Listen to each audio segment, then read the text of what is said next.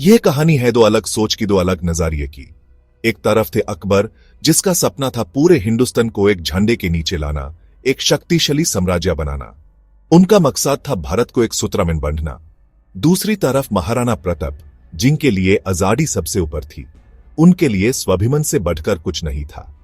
अकबर चाहते थे कि सब रियासतें एक हो जाएं, एक मजबूत केंद्र सरकार के तहत शांति और तरक्की के लिए।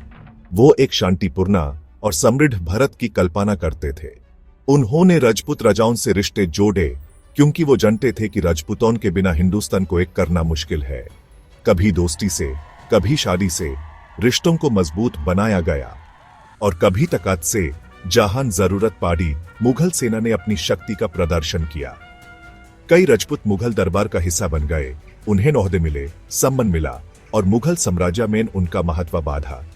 लेकिन प्रताप ने यह रास्ता ठुकरा दिया। उन्होंने मुगल अधीनता को अस्वीकार कर दिया। प्रताप के लिए मेवाड़ उनका स्वाभिमान था, उनकी आन बान शान। मेवाड़ उनके लिए सिर्फ एक राज्य नहीं, बल्कि उनकी पहचान था। अकबर की अधीनता प्रताप को मंजूर नहीं थी। वो किसी भी कीमत पर अपनी आजादी बचाना चाहते थे, चाहे उनके पास कम सेना हो या कम साधन।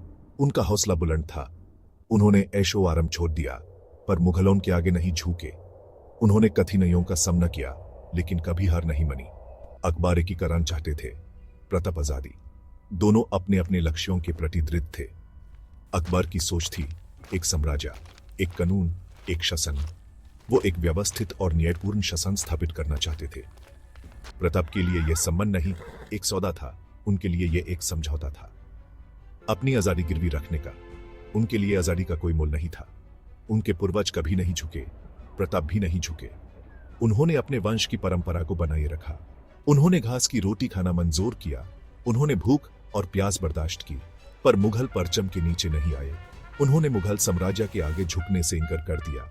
यह दो विचारधाराएं आमने सामने थी, साम्राज्य बनम स्वाभिमान। एक तरफ साम्राज्य की शक्ति थी, तो दूसरी तरफ स्वाभिमान की ताकत। अकबर चाहते थे राजपूत उनके दोस्त बने, उनके सहयोगी बने।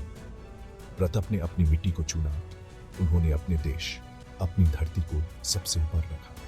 प्रताप की जिद थी आजादी, अकबर का सपना था एकता। दोनों के सपने अलग थे, लेकिन दोनों ही अपने मकसद में सच्चे थे।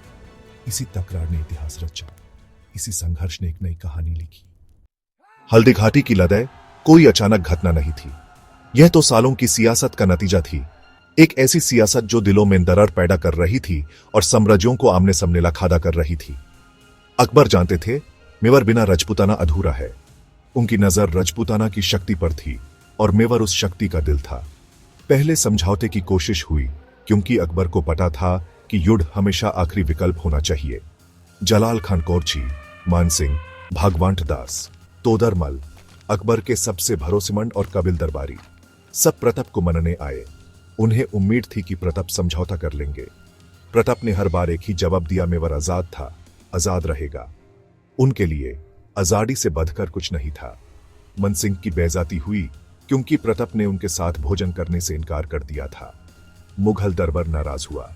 इस अपमान को अकबर बर्दाश्त नहीं कर सके। अकबर ने हर तरह समझौता की कोशिश की, लेकिन प्रताप अपनी बात पर अडिग रहे। पर प्रताप ने अधीनता ठुकरा दी। उन्होंने मुगल साम्राज्य के आगे झुकने से इनकार कर दिया। मुगलों ने मेवाड़ को समझौता, सम्मान और समृद्धि का लालच दिया। उन्होंने सोने और शक्ति का प्रस्ताव रखा, लेकिन प्रताप ने स्वाभिमान नहीं बेचा। उनके लिए उनका आत्मसम्मान सबसे बढ़कर था। अकबर समझ गए अब बात तलवार से ही होगी। उन्हें एहसास हुआ कि प्रताप को झुकाने का कोई और तरीका नहीं है। सियासत के सारे रास्ते बैंड हो गए, हर समझौता नाकाम हो गया।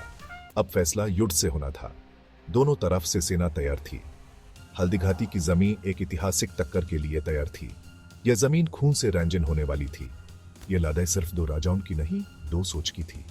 यह आजादी और साम्राज्य के बीच का संघर्ष था। अकबर की सियासत, प्रताप का स्वाभिमान। एक तरफ मुगल सल्तनत की ताकत थी, तो दूसरी तरफ राजपूतों का गर्व। समझौते की हर कोशिश प्रताप की जिद के आगे हार गई। उनकी जिद, उनके देश के लिए उनका प्यार था। अकबर के दूत लौट गए, प्रताप अपने फैसले पर अटल रहे। उन्होंने अपने वतन की रक्षा करने की कसम खाई थी। अब यह जंग सिर्फ जमीन की नहीं, इजाद की थी। यह राजपूतों के आत्मसम्मान की लड़ाई थी। मुगल साम्राज्य की शान, मेवाड़ की आजादी।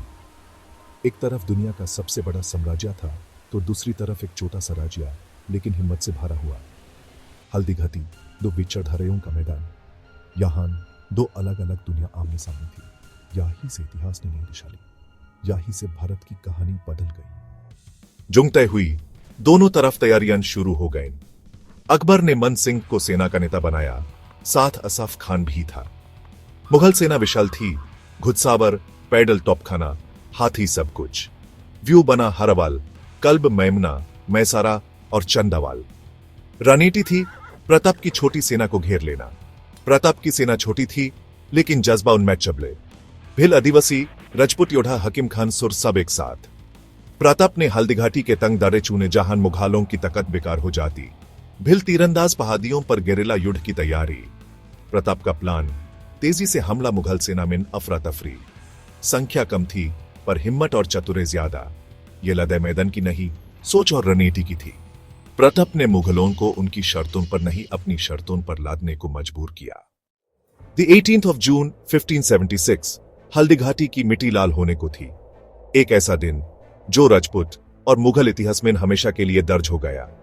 प्रताप की सेना ने सुबह मुगलों पर तूफानी हमला किया। उनकी तलवारें बिजली की तरह चमक रही थी और हर प्रहार में दुश्मनों को चीर रही थी। मुगल हरावल टिटार बितार, राजपूत योद्धा हर हर महादेव के नारे लगते हुए टूट पड़े। उनका हर एक सिपाही अपने देश और धर्म के लिए मर मिटने को तैयार था।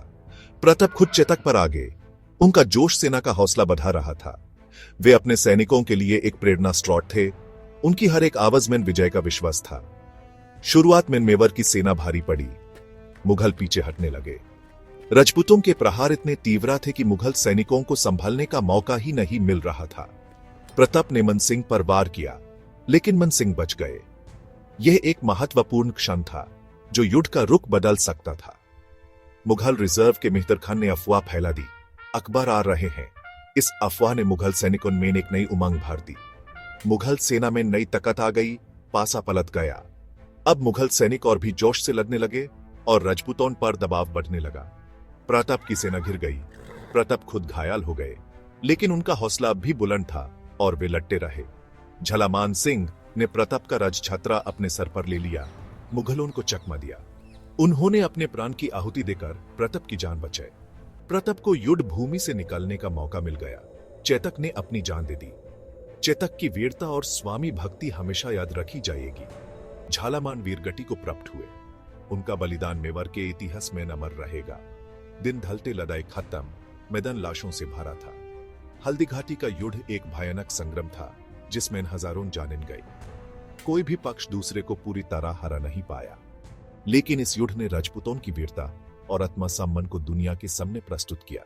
यह संग्राम अनिर्णित रहा, पर वीरता की मिसाल बन गया। हल्दी घाटी का युद्ध हमेशा भारत के इतिहास में एक महत्वपूर्ण स्थान रखेगा। हल्दी घाटी के नतीजे पर हमेशा मतभेद रहा है। मुगल इतिहासकार कहते हैं मुगल सेना जीती, प्रताप भाग गए, लेकिन प्रताप न पकड़े गए, न ही उन्होंने हार मानी। मुगल कुछ दिन गोगुंदा पर रहे, पर प्रताप ने फिर से अपने इलाके ले लिए। सैनिक दृष्टि से मुगल जीते, पर नैतिक और रणनीतिक दृष्टि से प्रताप की जीत थी। छोटी सेना ने बड़ी सेना को रोक दिया, प्रताप बच निकल गए। वो अगले 20 साल तक मुगलों से लड़े रहे। हल्दी घाटी एक अनिर्णित लड़ाई थी, कोई स्पष्ट विजेता नहीं। मुगल प्रताप को झुका नहीं सके, प्रताप मुगलों को मेवाड़ से खरीद नहीं पाए। प्रताप की वीरता पूरे देश में मिसाल बन गई। साधन कम थे, पर हिम्मत बड़ी थी। कागजों पर जीत किसी की भी हो, दिलों में प्रताप की जगह पक्की हो गई। हल्दी घाटी ने एक नया को जन्म दिया। अकबर और प्रताप दोनों की विरासत अलग, दोनों शक्तिशाली। अकबर महान सम्राट, मुगल साम्राज्य का निर्माता, प्रशासन और धर्मों में सामंजस्य लाने वाले।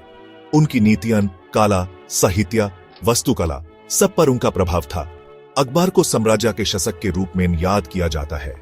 प्रताप स्वाभिमान, बलिदान, आजादी के प्रतीक। उन्होंने कभी गुलामी स्वीकार नहीं की, अपनी मट्टी के लिए सब कुछ दांव पर लगा दिया। प्रताप की कहानी राजस्थान के गान गान में, गीत और कथाओं में जिंदा है। चेताक, झालामान, राणा पुंजा सब प्रताप की विरासत का हिस्सा हैं।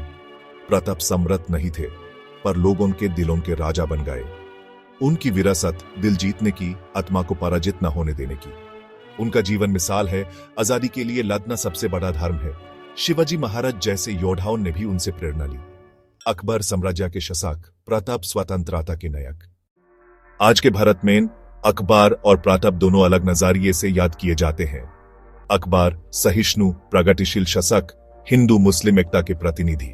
उनकी प्रशासनिक सुधार आज भी मिसाल हैं। उनका नाम गंगा जमुनी तहजीब से जुदा है, लेकिन कुछ लोग उन्हें साम्राज्यवादी शासक भी मानते हैं जिन्होंने देसी राजाओं को अधीन किया। अकबर की महानता पर आज भी चर्चा होती है। प्रताप की छवि समय के साथ और उज्जवल हुई है। राष्ट्रीय गौरव, वीरता, देशभक्ति के प्रतीक। उनके नाम पर सादके, संस्थान, पुरस्कार हैं, मूर्तियां देश भर में हैं। अकबर सम्राट, प्रताप अपराजित योद्धा। एक ने हिंदुस्तान पर शासन किया, दूसरे ने दिलों पर। भारत दोनों को अपनी जगह सम्मान देता है। ये दोनों इतिहास के स्तंभ हैं जिन्हें भुलाया नहीं जा सकता।